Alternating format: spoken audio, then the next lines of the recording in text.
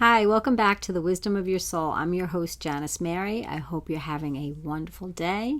We have a lot to talk about today. As always, trying to connect to our soul energy so that we can live a life that, is just much, much more peaceful, satisfying, and filled with all the things that you really want for yourself in your life. Before I connected to the soul energy, listening to my ego and all the complaints and criticisms was really a way of life, and trying to help my clients and trying to help myself at times was pretty tricky. It's not easy having a very strong ego telling you you're not a great therapist and you're not really helping people, and how can you really help somebody? You have had failed relationships and you're so imperfect. So my ego was really getting the best of me when I decided to really, really search and ask and research all kinds of different ways for people to just have a better, more peaceful life. And along the way, I started meditating and really looking for, different belief systems that I felt resonated more with me. I knew that basically that the ego's belief system was so harsh and so cruel, and I could see it in other people. I couldn't really see it in myself as much, but I could see how in other people the pain that these belief systems were causing them, and how much I really was passionate about trying to get people out of these belief systems. And then I realized that I was really doing the same thing. Maybe not in every area of my life, but definitely as a therapist, I felt very imperfect and always trying to search for the newest and best type of therapy to give to my clients. And in doing that, once I really found some belief systems that just were softer and were nicer and kinder, really helped me a lot. And once that started happening, things definitely did start to change for myself. My ego mind, that critical inner critic, was still there, but I just didn't take it as seriously. And I continued to meditate, and I continued to read all kinds of spiritual books and listen to podcasts and YouTube videos like these. I would listen to anybody that was thinking and believing differently. Again, we can't control the thoughts that come in, but we can control what we say to our thoughts, and we can control whether we believe them or not. So I was very interested in people that felt good about themselves, that basically felt good about themselves. And what I could see in the areas that they felt really good about themselves, they didn't really believe the ego mind. So when the ego mind came in, it was easier for them to say, that's not true, or that's silly, or they would take some of what the ego would say and leave the rest. So basically, they were just not being that hard on themselves in that area of whatever area they're feeling really good about in their lives. So what I could see from people is that people have areas of expertise in their life that they feel really good about, and in those areas they really don't consult the ego, or when the ego has a criticism, they don't really take it. They don't take it in as much. So if, say, you do feel really good about your career, you're making tons of money and you're very successful, the ego is quieter then. And if it's not, you have an easier time to not listen to it. So that's the same as being a parent or anything that you really feel like you're doing really well in your life. But in the areas that you feel inferior, the areas that you don't feel like you're doing as well, whatever area that is, that's where the ego can get really tough on us. And those are the areas they're like our insecurities. And, those insecurities really can get the best of us and really occupy most of our day. So if you have an insecurity, you can get caught up thinking about that one insecurity, and it can really take away a lot of your life. So what I really encourage people to do is to look at these insecurities, to say, when that ego comes in, to realize that those insecurities need attention and they need love. They don't need criticism. And, the ego is just very good at being a little harsh and critical. So another approach to deal with your ego, instead of trying to get rid of it and trying to hate it, it is a part of us. It's a part of being human to have an ego. And really the object of the ego is to protect us, to protect us, to keep us safe, to keep our bodies safe. The ego will always say, don't travel, don't jump out of a plane, don't do all these things. So the ego in part wants to keep us safe. And that's not a bad thing. What I realize, though, with the ego is that the ego's tone can be very critical and very harsh and a little bullying and mean. So that's what we want to work on, not really believing and taking in, because then you feel like you don't have a choice. It's almost like having a boss that's really, not supportive and extremely critical, and you're always trying to please that boss, and it just never seems to work out so well. That's what the ego can feel like. So what we really want to try to do is befriend our ego, and just try to say, okay, I understand what you're saying to me. You're telling me that you think I'm weak in this area or I'm not good in that area. Whatever the criticism is that's coming into your mind, you want to just kind of befriend it and say, okay, I get it. I hear it. If I can do something about that, I will. And if I can't, I can't. So, and that is bringing a little bit balance back into your ego mind. So you're valuing it, you're hearing it, you're not trying to shut up the ego. A lot of my clients will say, like, I just want to get rid of this ego. I never want to hear any complaints. I don't want to hear any of that. I just wish it would just totally go away. And I think the more we value the ego and befriend the ego and try to find out what exactly it has to say, softens it. It's almost like when you're really upset about something and you want to talk about it and you just want to kind of vent and get it off your chest, and somebody wants you not to be upset. They're spending a lot of time on working on getting you to be happy again, and you just want to vent. And sometimes that's what the ego does.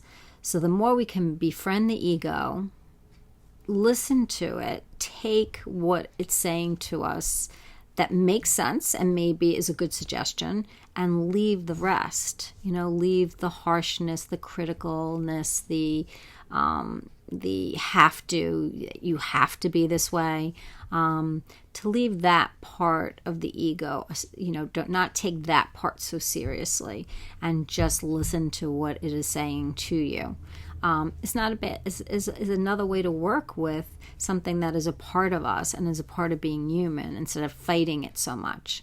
So when my ego mind comes in and says, that picture isn't so good, you look old and you look like crap, and I'll just say, okay, yeah, that isn't a good picture. That's true. That is true. So, but I am old, and there's nothing wrong with being older. And, I'm glad to be here at this age still, and, to try to soften it, to try to soften out that ego a little bit. So you can talk back to the ego. So it's just in a nice way, so that you can feel a little bit better.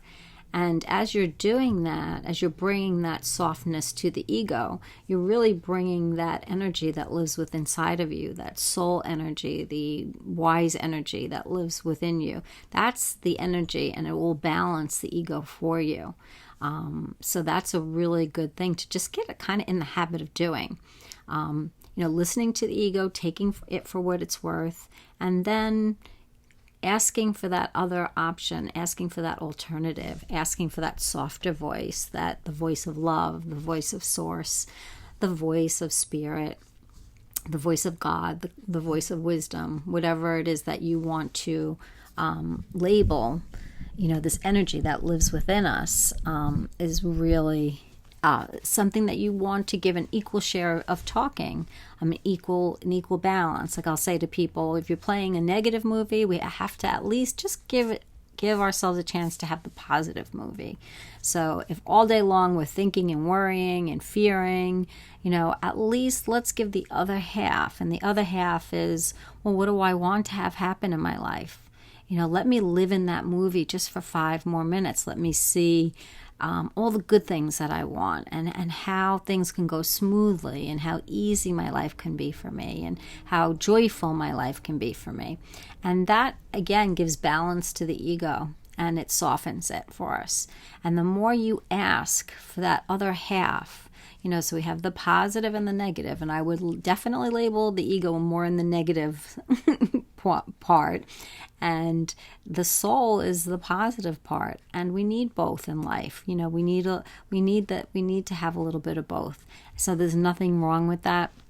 So we don't have to try to kill our egos off. And, I'll hear people say, I just wish, I could just completely absorb, just get rid of this ego so I never, ever have to hear another critical thing about myself. And I think we can reframe the ego and just say, well, listen, the ego has value, just like everything has value in life. And if we look for it, if we look for value, if we look for why things are helpful, we'll find it. If we're always just saying, well, the ego is critical and nothing good comes from it, then, that's not so great either. We're not keeping it as open. So the soul energy, the energy of knowing, helps you to balance out your ego, because in your energy of knowing that you really are really okay and your life is great, and you're a perfect soul energy. When you're in that knowing, it's much easier than to really see the ego for what it is, and that it tries to help us and protect us. It's much easier to see it when you have the balance of connecting to your wisdom. When you really have that balance, you can just know that the ego is like a little bit like a child, and gets a little demanding, and gets a little temperamental, and gets bullying. And like a child, we just have to redirect it and help it. We don't have to get rid of it, though. It does have some value, and has some things that maybe we should listen to. So it is really I think it's a good approach if you're giving yourself a headache trying to always just be positive, positive, positive. Because I know I've tried that, where I just tried to be positive, positive all the time. And it's almost like, it gives you a headache and it doesn't work. And it's not really the way to go. There is a much easier way, and the easiest way is really to connect to the soul energy, and by doing that, it's just by asking for, in your mind, just asking for another way to look at a situation, or another way to look at yourself, or another way to look at your life. And what you get in response is kind and loving and supportive, and hopeful. That's what you get when you're in that energy of knowing. And I wish I could, just help people get into that energy really quick. But, for everyone, it does seem to be a little bit different of how they get into that energy. But once they get into that energy, and you have been in that energy, just not recognizing it, the trick is staying in that energy a little bit more so that you can learn more. When we go in and out of that soul energy, we could feel good for a little bit, and then we're back out and into the ego. So you're not in it as much as that could benefit you to give you the balance that you're looking for. So when we are in the soul energy a little bit more, even a little bit more than what you've been doing naturally, it really, really helps. And really just the way to do that is just to ask, is just to say, okay, this seems hopeless. I'm in all of these thoughts and this all seems hopeless. There has to be another way. And just to shelve your thinking, go take a nap. And before you go to sleep, just ask, can somebody, anybody, my soul, guides, angels, anybody give me a new perspective of this, and see what you get. I was getting frustrated because, I want so much for people to learn to be in this energy so that they could have more inner peace. And so I kept asking, well, is there another easier way that I can just like tell people, like they can just do this, this, or that, and they're in this energy of knowing? And the answer I got was no, basically no, that you can't, there's no easy answer, that I can't contain it and then give it to you, that it is a journey, that it is a journey for each of us. And through our lives and through our pain is how we learn to reconnect back to spirit. And that's our jobs to do that. It's almost like when we're born, we forget we're spirit. And then there is, as we go on in our life, a reconnecting to something that's we've always been connected to. When I say reconnecting, it doesn't mean that you've ever been disconnected. You've never been disconnected from your soul and your spirit energy. It's just that the ego and life and the world and the system of belief that the world gives us keeps us so busy for such a long time that we don't even know to ask another source. We don't know to do that. Some people that are just naturally spiritual do. People that are religious do. People that are raised with meditation do. But I think most of us here in our world do not and are very disconnected from this spirit that lives inside of us and that we don't really know so well.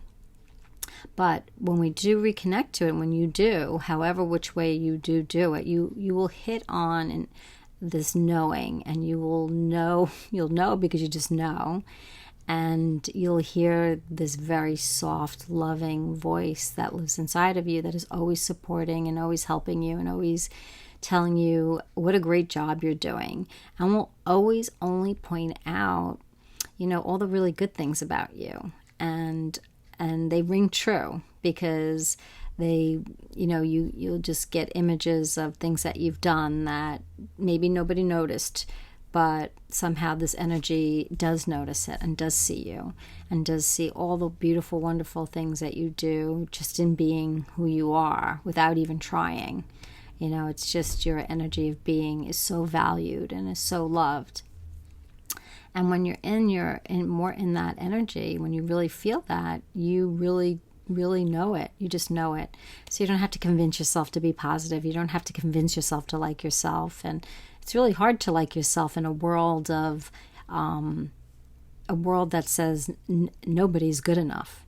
It's pretty ironic, that this world really operates on a system of us not being enough so that it can sell us products and things to make us enough so that people can make a lot of money. And that's not a horrible thing. We all want to improve. We all want to be our best. We all want to lead great lives.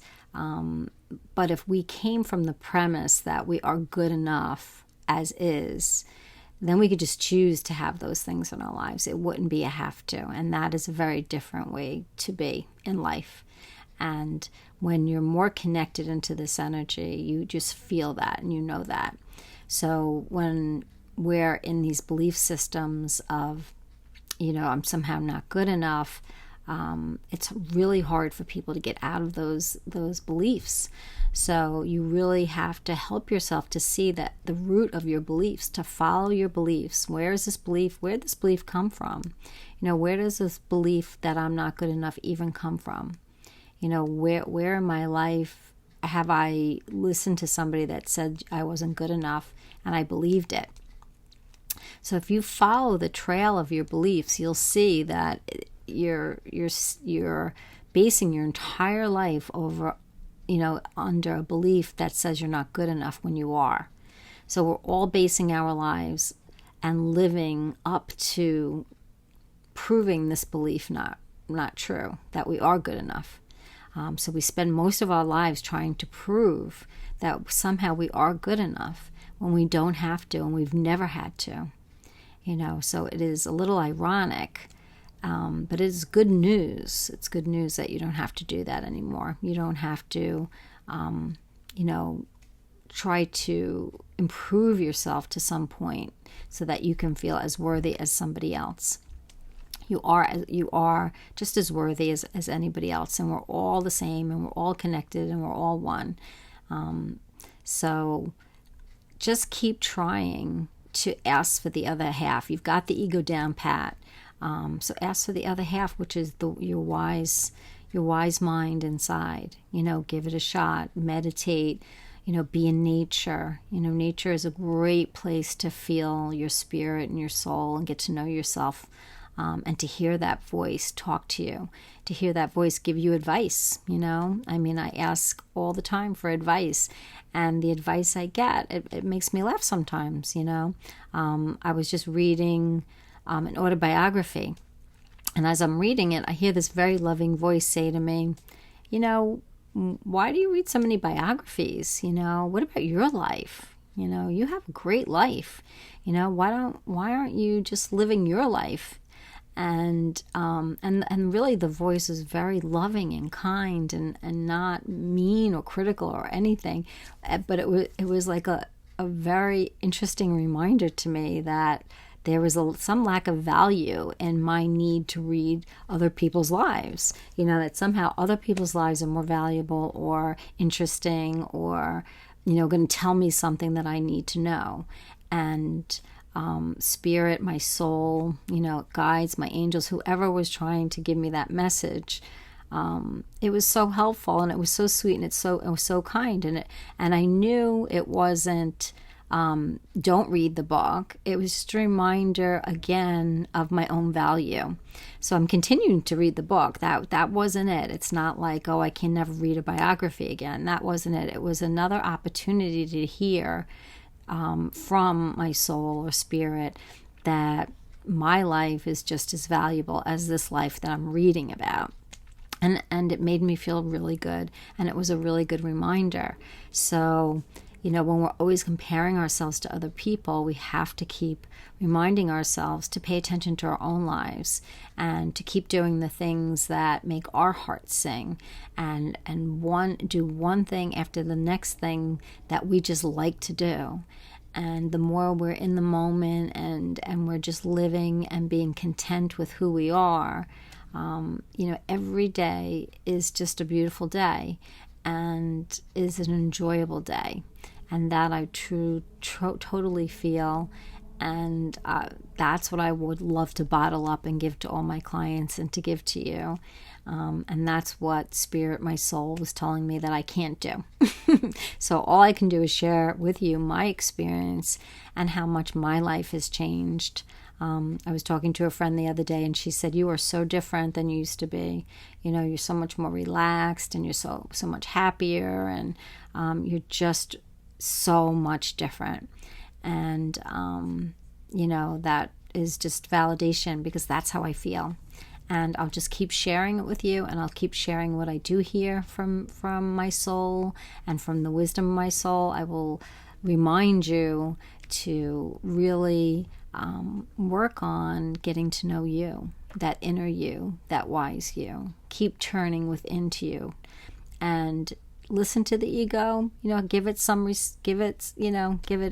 its due, and then just let it go. Don't take it so seriously. The ego has really learned the world's belief system, and that the ego wants you to be okay and wants you to be enough, because in the ego's mind, the ego feels like you're this world's you're a threat, you're under attack in some way. So we have to settle the ego down by listening to it, by giving it its value, and by not letting it control or rule you. So you can talk back to the ego in a very kind, nice way. And when you connect to the soul energy, you'll just know what to do, how to say it. You just know. So keep reaching to hear the other voice that lives within you. And you will walk away with the knowing that I'm talking about. And it will change your life. And it changes your life. It makes your life exciting and abundant, and all the things that you ever really wanted comes from living in that energy, because all doors open, because now you intuitively live your life the way you want to live your life, and you do the things that you want to do that the ego is telling you don't do because you're not good enough, or you're not going to make enough money, or whatever reason. You just start to live your life in a more soul-centered direction, and once you do that, you just can't even recognize your life anymore. And so I hope you'll give that a chance for your life. Have a great day, and we'll talk again soon. Take care. Bye-bye.